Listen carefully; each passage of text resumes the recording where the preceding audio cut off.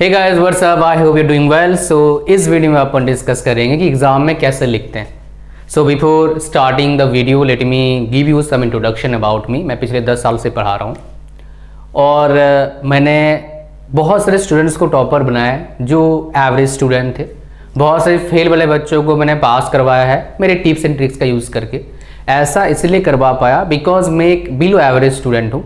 मैंने college top भी किया है, ब्रांच में पोजीशन लिया है, यूनिवर्सिटी में भी आपका पोजीशन लिया है, ब्रांच में मैंने 5-6 बार टॉप किया है।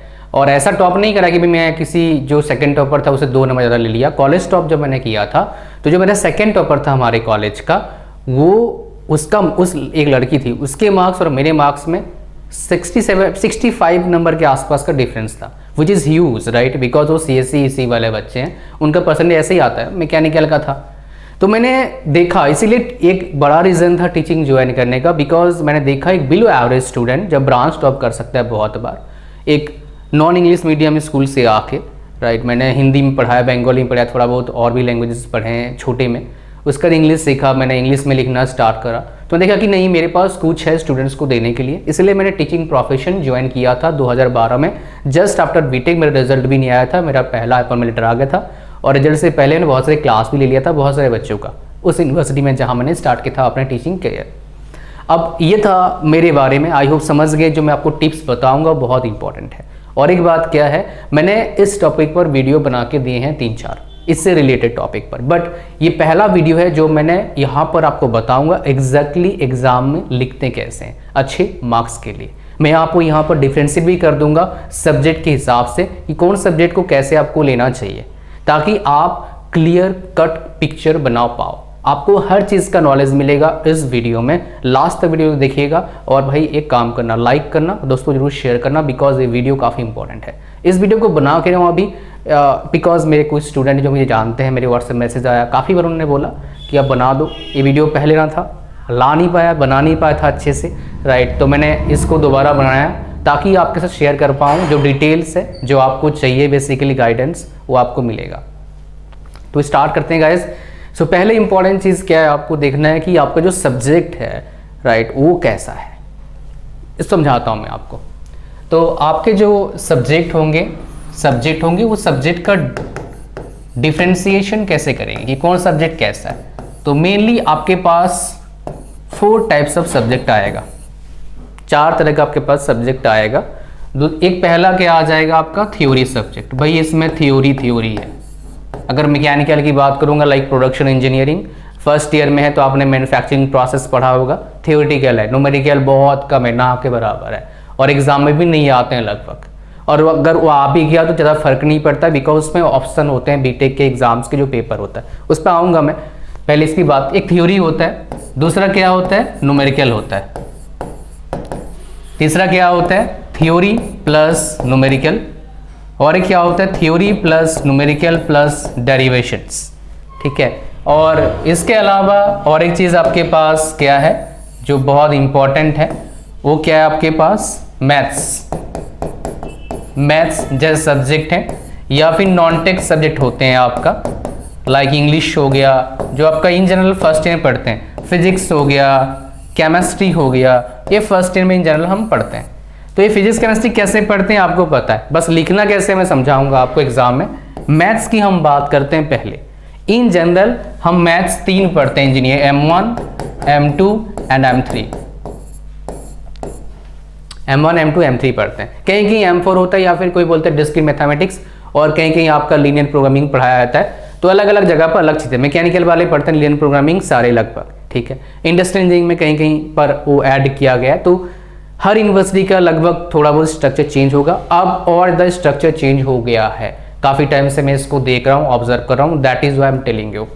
आपको क्या करना है, देखिए मैथ्स का क्वेश्चन, मैथ्स का अगर पेपर आपको अच्छा करना है तो इसमें क्या चाहिए, 2 चीज़ चाहिए होता है, बेसिक कंसेप्ट प्लस आपका क्या प्रैक्टिस। बेसिक कंसेप्ट क्लियर जरूर चाहिए, प्रैक्टिस जरूर चाहिए, और इसमें जरूर करिएगा प्रीवियस ईयर क्वेश्चन का प्रैक्टिस जो आपके यूनिवर्सिटी के एग्जाम्स में पहले आया हुआ है, तो आपका काम बन जाएगा। मैं M1 में बहुत से लोगों को रीपेयर आता है, क्यों, इसके पीछे लॉजिक क्या होता है, बिकॉज M1 में जब जाते हैं बच्चे टाइम मिलता नहीं इतना ज़्यादा प्रैक्टिस करने के लिए, अलग अलग चीज़ों में उलझ जाते हैं, सोचते हैं क्या है, आराम से हमने प्लस 2 में किया हुआ है, हम कर लेंगे, फिर वो लास्ट में हो नहीं पाता है, कंसेप्ट ग्रैब नहीं हो पाता है, फॉर्मूला याद नहीं रहते हैं, एग्जाम में लिखने जाते हैं तो भूल जाते हैं, ब्लैंक हो जाता है माइंड, फिर क्या होता है भाई, रीअपियर आता है, बैकलॉग लग जाता है M1 में। तो बैकलॉग से बचने का क्या तरीका है मैथमेटिक्स में, बेसिक कंसेप्ट और सबसे इंपॉर्टेंट क्या है, प्रैक्टिस। ये करेंगे तो आपका मैथमेटिक्स में बैकलॉग कभी नहीं आएगा, मेरा कभी नहीं आया बैकलॉग मैथमेटिक्स में, समझ रहे हो, तो ऐसा। सो नॉन टेक आपका आ गया, फिजिक्स और केमिस्ट्री आ गया। अब बात करते हैं जी इन साइड के बारे में बात करते हैं, खतरनाक कौन सा होता है। खतरनाक देखिए बताऊं आपको, अगर आपके पास प्रॉपर टिप्स एंड ट्रिक्स है, खतरनाक कुछ भी नहीं है। और ये बता दूं, ऐसे तरीके से मैंने आज तक बताया नहीं, पहली बार बता रहा हूं, मतलब नेट पर नहीं बताया, क्लासेस में बता रखा है भाई। तो थ्योरी का जो सबसे खतरनाक होता है वो 4th नंबर होता है, this is the danger one. इसमें थ्योरी भी आ सकता है, न्यूमेरिकल भी आ सकता है, डेरिवेशंस भी आ सकते हैं।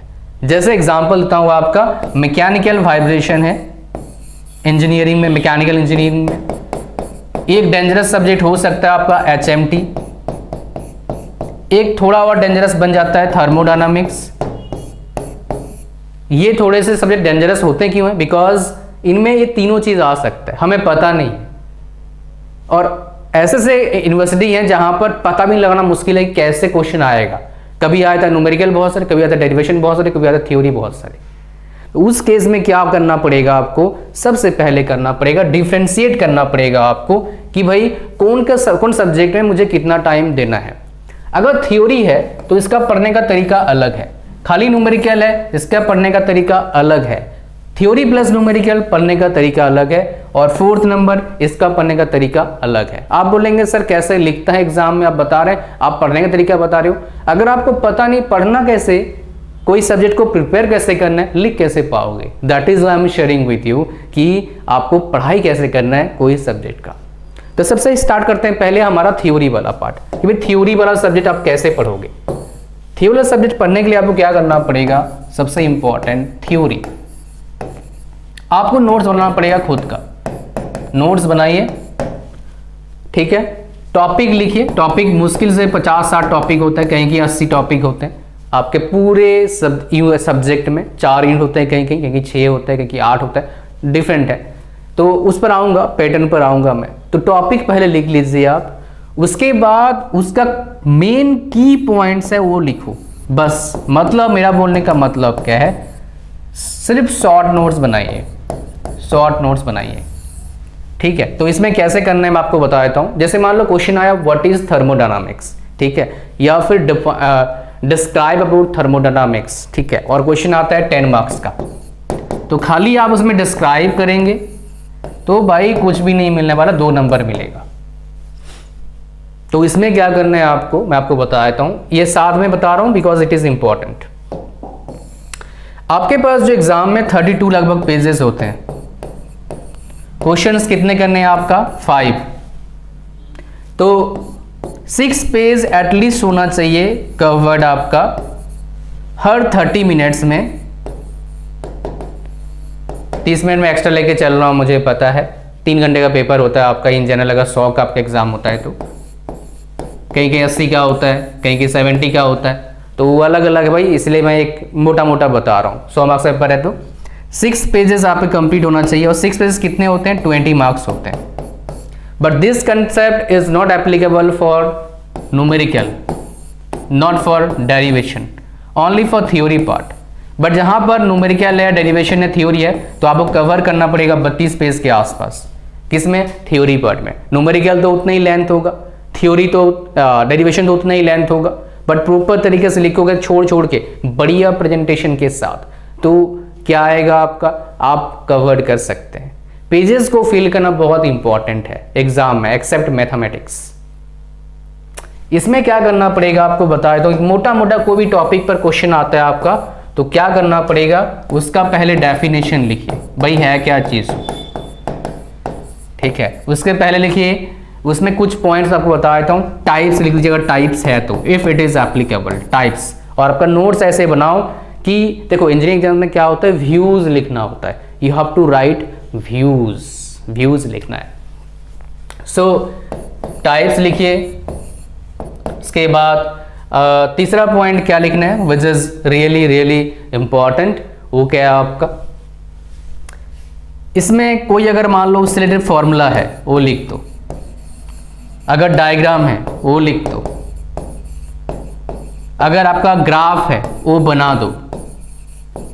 अगर मान लो कोई भी चीज जो पिक्चर टाइप का होता है, रिप्रेजेंट करता है, कोई पिक्चर टाइप का मतलब डायग्राम हो गया, ग्राफ हो गया, ऐसे उसको जरूर बनाइए और उसको फ्री हैंड कभी मत बनाइए। Use always use scale, compass का यूज करिए, पेंसिल का यूज करिए और बनाइए, which is really really important. अगर आपके यूनिवर्सिटी में अलाउड है तो ब्लैक पेन और आपका ब्लू पेन यूज करो, ब्लैक एंड ब्लू।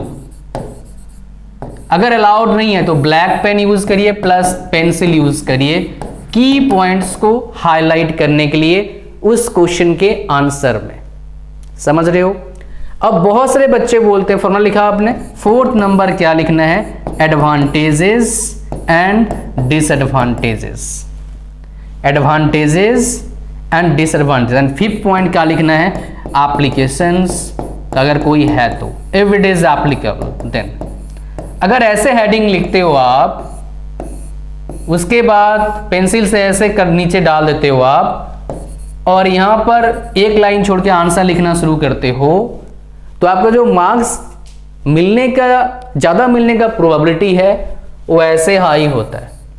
बिकॉज जो एग्जामिनर होता है, कॉपी चेक करता है, वो इतना पढ़ के चेक नहीं करता है। इसका मतलब मैं बिल्कुल नहीं बोलूं जो मर्जी लिख दो भाई। बहुत से बोलते हैं भाई उल्टा पुल्टा गाना लिखते हैं, सोचते हैं मास्टर को पता नहीं लगेगा, पता लग जाता है। बिकॉज मेरा जो कॉपी चेक करने का स्पीड है काफी हाई था, बट बहुत कम रेयर चांस हुआ है कि गलती हुआ है। मतलब मार्क्स भले 1-2 नंबर ज्यादा दे दिया कभी, लेकिन कम मार्क्स कभी नहीं दिया किसी को, आज तक नहीं हुआ टचवुड। हजारों कॉपीज चेक करें, बिकॉज कॉपीज चेक करके हमें एक्सपीरियंस हो जाता है कि कॉपी को देखने से पता लगता है भाई वो बंदा कितने डेप्थ चीजें लिख सकता है। कोई शौक नहीं होता है मार्क्स कटने का हमारे को, कुछ कुछ का हो सकता है, मुझे क्या पता। ठीक है, समझ गए कैसे लिखना है आपका। और मेनली देखा मैंने जो स्टूडेंट्स का कम मार्क्स होता है वो थियोरेटिकल साइड में कम मार्क्स होता है। अगर आप इस पैटर्न को फॉलो करोगे आपके मार्क्स अच्छे आएंगे ही आएंगे।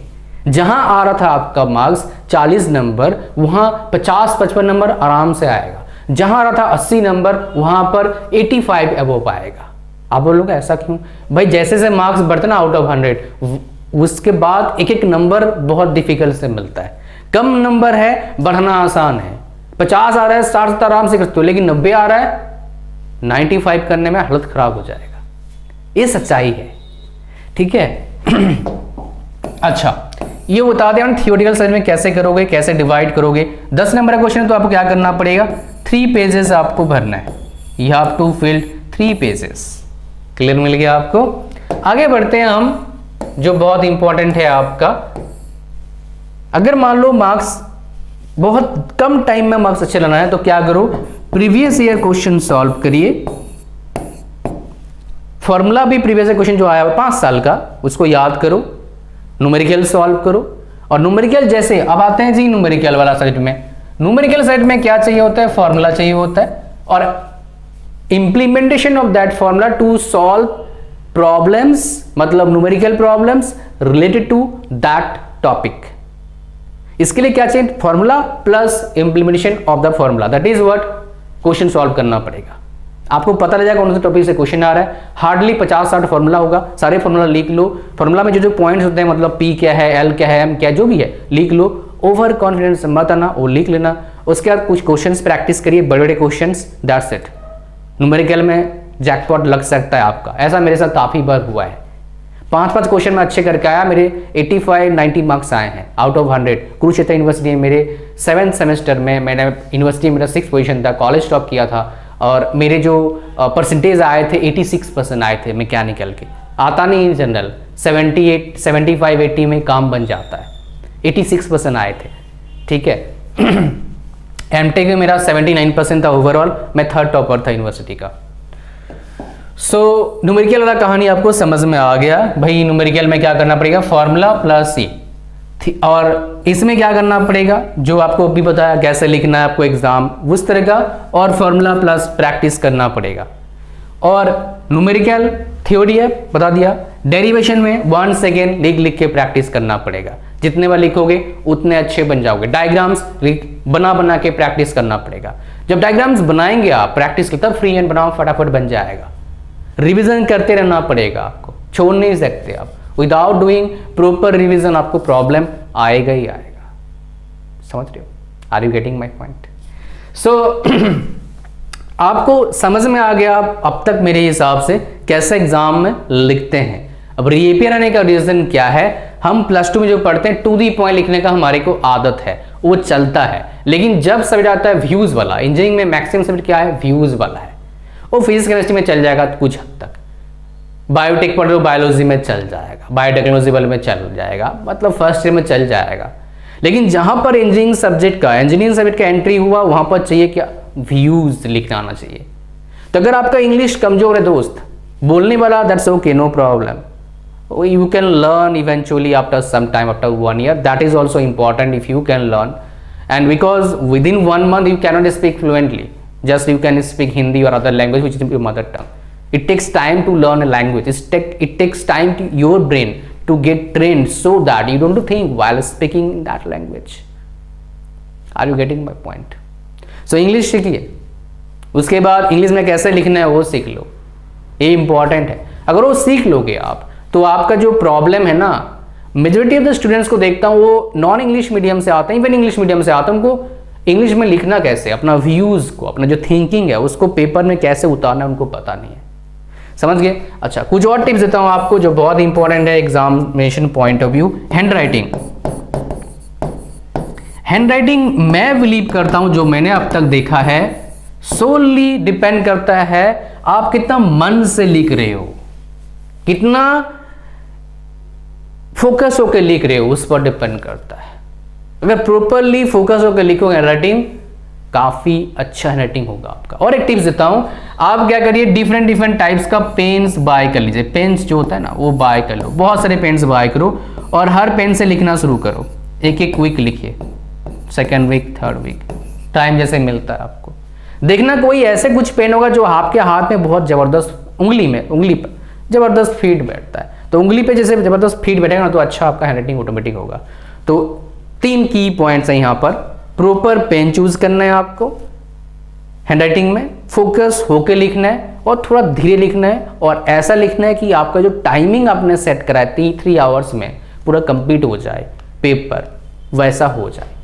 उसके लिए आपको थोड़ा सा मैनेजमेंट आना चाहिए, थोड़ा सा पता होना चाहिए कैसे एग्जाम में, जैसे मान लो कुछ करते हैं बच्चे, क्या करते हैं ना, ये आपका है तो ऐसे मान लो रूल है आपका, यहाँ टॉपिक लिखा आपने, तो टॉपिक लिखे क्या करते हैं, यहाँ से शुरू करते हैं ना, यहाँ से शुरू मत करो, आप यहाँ से शुरू करिए, थोड़ा सा यहाँ पर गैप दीजिए, ज़्यादा क्लोज मत लिखो, थोड़ा गैप दो। आप जो आप लिखते हैं ना एग्जाम में 2 वर्ड्स के बीच में, जैसे इस तरह इतना गैप दीजिए, थोड़ा सा सुंदर लगना चाहिए देखने में।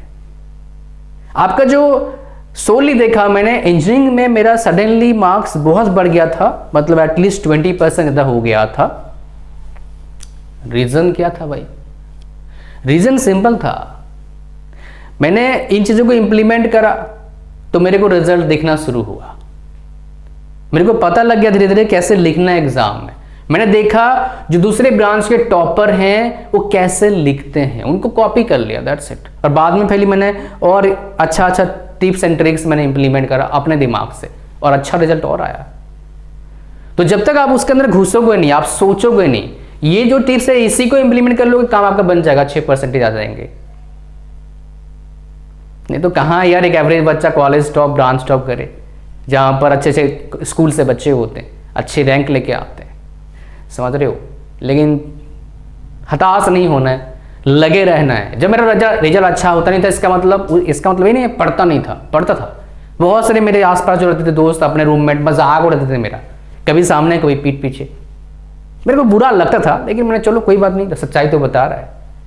फिर मैंने मेरे पर काम, हालांकि उन्होंने ज़्यादा मजाक नहीं उड़ाते ना, तो सर मैं काम भी इतना नहीं करता, उन्हें मजाक उड़ाया, क्रिटिसाइज करा, तो मैंने पॉजिटिव तरीके से अपने ईगो को यूज़ करा। भाई मेरा सबके अंदर ईगो होता है, मैंने चलो कोई बात नहीं, तुम लोग ही मेरा एक दिन तारीफ करोगे। और वो दिन अब भी है, पहले भी था, जब मैंने रिजल्ट अच्छा करा था।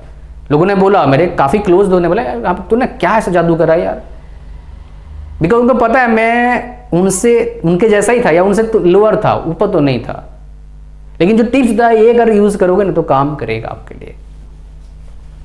तो सोनली जो आपका एग्जाम का मार्क्स आता है ना, वो इस तरह का डिपेंड करता है। 20% डिपेंड करता है रिप्रेजेंटेशन स्किल, कैसे एग्जाम में लिखते हैं आप। 30 to 40% डिपेंड करता है, 30 to 40% आपका कंटेंट, ठीक है, 30 60 50 60 हो गया। बाकी डिपेंड करता है, 10% डिपेंड करता है कौन चेक कर रहा है, चेक करने वाला। 10 से 20% वेरी करता है, भाई चेक करने वाला खड़ूस है, अच्छा है चेक करने वाला, ठीक है। और बाकी डिपेंड करता है आपके क्या, हैंड राइटिंग पर। 20% लगभग डिपेंड करता है हैंड राइटिंग, आप कैसे लिखते हो। ये मेरा ऑब्जर्वेशन है जो मैंने आपको बताया। तो अगर ऐसे इवन ये 20-30 भी ले सकते हो रिप्रेजेंटेशन पर, कभी कभी 30% डिपेंड करता है कैसे आप लिख रहे हैं। अगर ऐसे आप जो मैंने बताया इसको फॉलो करते हैं तो आई एम श्योर आप खतरनाक रिजल्ट करोगे, स्लोली, एक बार में नहीं होगा। कुछ और टिप्स देता हूं आपको, बिकॉज आप लास्ट तक वीडियो देख रहे हैं तो आप इसके काबिल हैं टिप्स लेने के लिए। पहला टिप्स, गैप में आप अच्छे से, जो गैप मतलब क्या है, मान लो आज एग्जाम में 2 दिन गैप है, तो एग्जाम देके घूमने मत जा भाई, स्लिप सो जाइए। उसके बाद डिवाइड कर लो टाइम को यूनिट के हिसाब से और पढ़ना स्टार्ट कर दो, दबा दो। खाली पढ़ना नहीं है, लिख के पढ़ना है। अगर इंग्लिश आपका कमजोर है या नहीं है, लिख के पढ़ोगे much much much better result आएगा। जो शॉर्ट नोट्स बनाए उसको बार बार लिखो, टॉपिक वाइज की पॉइंट्स को लिखो जो आपको एग्जाम में लिखना है, और वो की पॉइंट्स के व्यूज में आपको लिखना है अपने मन से।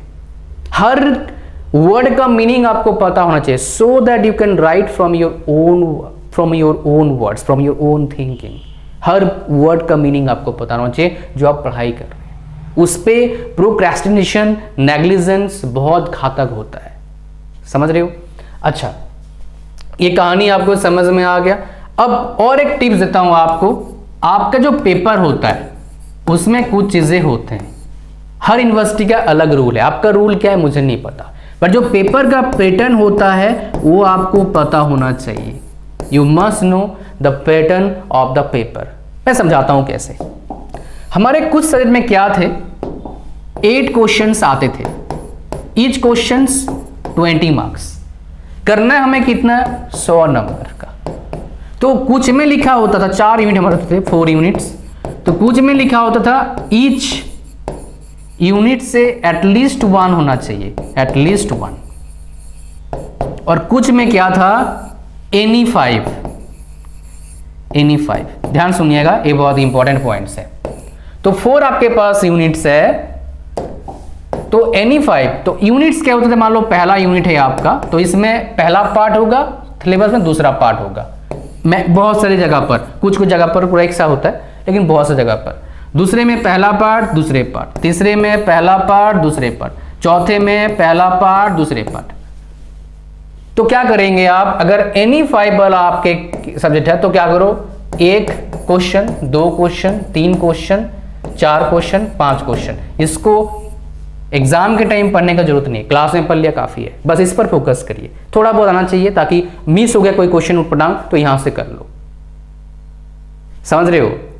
पास होने के लिए 100% करने का जरूरत नहीं है। पास होने के लिए भाई 2 यूनिट कर लिया आपने तो 80 मार्क्स आप अटेम्प्ट कर सकते हो। बाकी तो व्यूज ही लिखना है ना, थ्योरी की बात कर रहा हूं, न्यूमेरिकल भी वही है। लेकिन अगर थ्योरी की बात व्यूज ही लिखना है तो यहां से 20 मार्क्स एक क्वेश्चन, मतलब 4, बाकी 4 में से एक ही क्वेश्चन करना है अगर एनी 5 है तो। ध्यान से सुनिएगा। और एक बात, अगर बोलता है 5 करिए, any 5, but at least 1 from each unit, मतलब एक यूनिट से कम से कम 1 होना चाहिए। तो क्या करना पड़ेगा आपको, ध्यान से देखिएगा, फिर से इसी में जाएंगे हम। तो आपको क्या करना है, हर यूनिट से एक एक पार्ट तो करना है। एक पार्ट कर लिया आपने, पहला पार्ट, दूसरा पार्ट, जहां से अब पार्ट कहीं चूज करना, देखना है कि आपका जो सहूलियत है भाई, आपके लिए जो बोल सकते हो मजा आता है, इजी है, न्यूमेरिकल थ्योरी या डेरिवेशन है, वो पार्ट तो पहले करो। तो पार्ट 1 कर लिया क्वेश्चन, यहाँ से 2 कर लिया, फॉर एग्जांपल 3 कर लिया, 4 कर लिया और यहाँ से 5 कर लिया, ऐसे, ठीक है। तो 5 पार्ट अच्छे से कर लीजिए आप। जहां मान लो इस तरह पार्ट में नहीं है, 1 यूनिट का एक साथ ऐसे दे दिया है, तो उस केस में आप क्या करेंगे, उस केस में सिंपल काम करना है, प्रीवियस ईयर क्वेश्चन देखना है कि कहां से मैक्सिमम क्वेश्चंस आ रहा है, वो टॉपिक लिखना है और देखोगे आप 4 टॉपिक होगा, 2 टॉपिक और तीसरा टॉपिक थोड़ा पढ़ लेना है। तो क्या होगा आपका, आप अटेम्प्ट कर पाएंगे। अटेम्प्टेशन 100 मार्क्स का एग्जाम में अटेम्प्ट करना बहुत इंपॉर्टेंट है, वेरी इंपॉर्टेंट। और अटेम्प्ट क्यों नहीं कर पाते हैं, लोगों को पता नहीं है कैसे पढ़ाई करना है, कैसे लिखना है। ये कोई टैलेंट मतलब नेचुरल स्किल नहीं है, सिखाया जाता है। इसके लिए कोई ब्रेन, टैलेंटेड ब्रेन जो तो नहीं है, मेरा कोई टैलेंटेड ब्रेन नहीं है भाई, बड़ा सिंपल, बड़ा एवरेज बंदा हूं मैं, समझ बता। अगर मैं कर लिया तो आप तो कर ही लोगे, मुझे पता है। अगर आप तक देख रहे हो तो कर ही लोगे, समझ रहे हो। तो ये इंपॉर्टेंट है, अगर इसको आप फॉलो कर लेते हो ना दोस्त, गेम चेंजिंग हो सकता है आपके लिए। तो अटेम्प्टेशन 100% मार्क्स, 100 मार्क्स का मतलब 100% जो मार्क्स आपका है उसको अटेम्प्ट करना बहुत जरूरी है, उससे परसेंटेज आपका बढ़ेगा। आई होप सब की पॉइंट समझ गए होंगे। तो क्या करना पड़ेगा, पहले पढ़ने का तरीका, उसके लिए सब्जेक्ट चूज करना पड़ेगा। दूसरा लिखने का तरीका जो आपको बताया। तीसरा पूरा कंप्लीट सिलेबस कवर करने की जरूरत नहीं है, स्मार्ट थोड़ा करना। इसका मतलब मैं नहीं बता रहा हूँ बाकी पढ़ो मत, एग्जाम में फोकस मत करो, एग्जाम में फोकस वहीं पर करो। एक थ्योरेटिकल सब्जेक्ट है, उसमें मेरा 80 समथिंग मार्क्स आया था, स्टैटिस्टिकल क्वालिटी कंट्रोल था आई थिंक। वो मेरे टीचर देख के भी बोले मज़ा आ दिलाते तुमने आज, जो टीचर थे। मैंने बिलीव नहीं करता मेरे किसी स्टूडेंट का 80+ आएगा इस थ्योरेटिकल सब्जेक्ट में, मेरा आया था। एंड मैंने इसी पैटर्न को फॉलो किया था। मेरे काफ़ी बच्चे यूनिवर्सिटी टॉप करें सेम पैटर्न को फॉलो करके। मैंने ऐसे वीडियो आज तक दिया नहीं, मैंने टिप्स बताया था भरवली, बट ये गेम चेंजर हो सकता है आपके लिए अगर आप फॉलो करोगे तरीके से। तो ये था पूरा video. I hope so you like it. Like करो यार, शेयर करिए और चैनल पर नए सब्सक्राइब। क्या सोचते हो इस वीडियो के बारे में, सब्सक्राइब करने के बाद कमेंट करिए। थैंक यू वेरी मच, मिलते हैं नेक्स्ट वीडियो में। Good luck, God bless you all and best of luck for your examination. भाई धुआं उठा दो, मतलब क्या है, धुआं उठा दो। Thank you very much, God bless you.